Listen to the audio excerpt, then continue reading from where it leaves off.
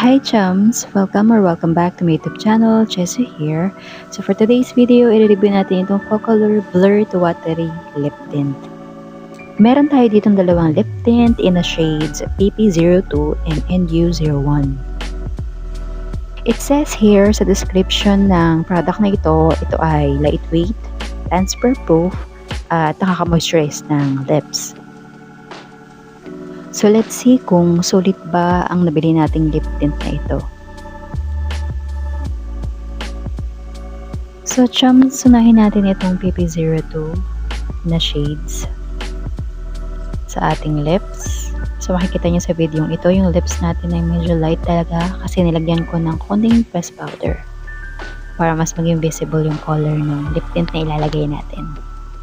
So here's the wand. Ayan.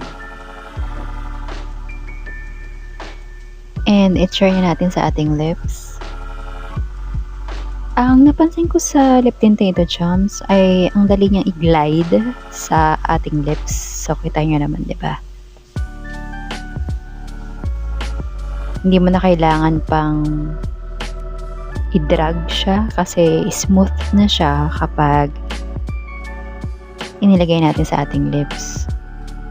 And totoo yung kiniklaim ng product na ito na nakaka-moisturize siya ng lips kasi hindi dry ang ating lips. Ayan o. Pigmented din naman ang product na ito.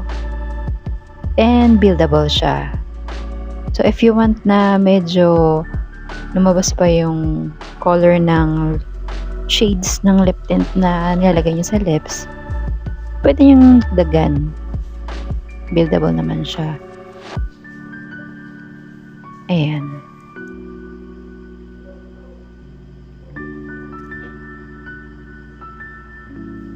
By the way, chums, nabili ko pala tong lip tint na ito sa Orange Up ng worth 139 pesos.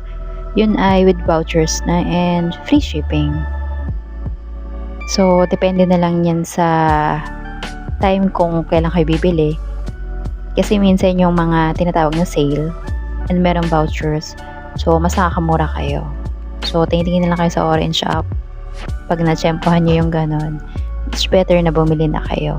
I-grab nyo na yung opportunity kasi sayang na yung mga discounts na mabibili nyo doon.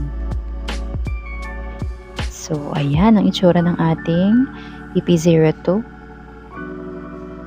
Mapapansin nyo, chums, yung shades na to ay sorry, nasa pink shades siya. Ayan, may pagka-pinkish siya. Pero hindi naman yung baby pink. Yan, ang lakas na maka-fresh, diba? Diba? Fresh lang ata kay me. Cute. So, let's see kung transfer proof nga ang ating lip tint na ito. And yes, transfer proof nga siya, chums. Walang stain na naiwan doon sa ating back ng ating kamay. And then, ang ini-next natin ay itong NU01 na shade. So, same lang din sa ginawa natin kanina.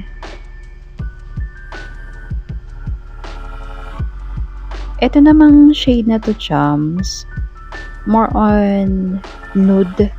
Sa nude shade siya. So, makikita nyo dito sa lips ko maya-maya yung color niya, yung kanyang shade. Itong shade na to, sa opinion ko lang naman, bagay siya sa mga morena skin. Perfect to kasi may pagka-nude nga ang shade na to. Brownish nude, something ganon.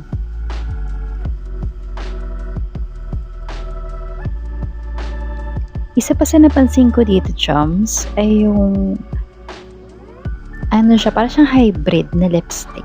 Lip tint lipstick. Parang gano'n, hybrid siya. Kasi pagkalagay mo siya sa lips na ganyan, ayan o, moisturize talaga siya, moist. And then, kapag natuyo naman siya, yung itsura niya, para siyang tinatawag na matte finish. Pero hindi siya dry. So yun, parang siguro yun ang reason bakit ganun ang name niya.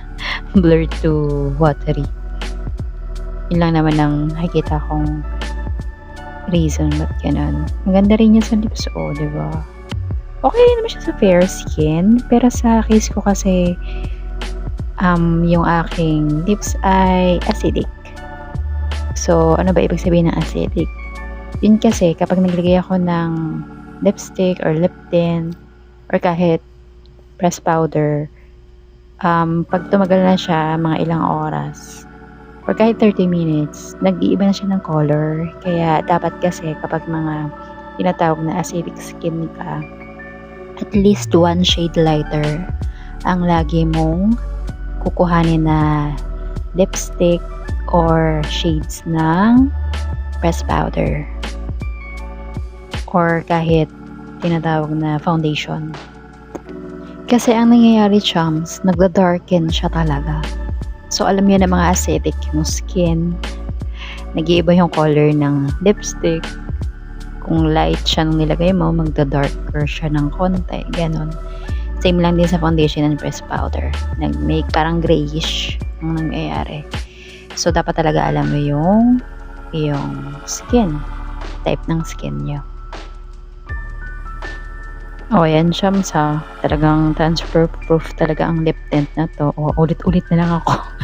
Kiss. So, ayan, transfer proof talaga siya. So, totoo talaga yung kiniklaim ng lip tint na to. Lightweight, yes. Lightweight talaga siya. So, kung tatanungin ba kung sulit ba ang lip tint na to, ang masasabi ko, yes, sulit siya para sa presyong 139 pesos or 150. Kaya, mare-recommend ko talaga siya sa inyo.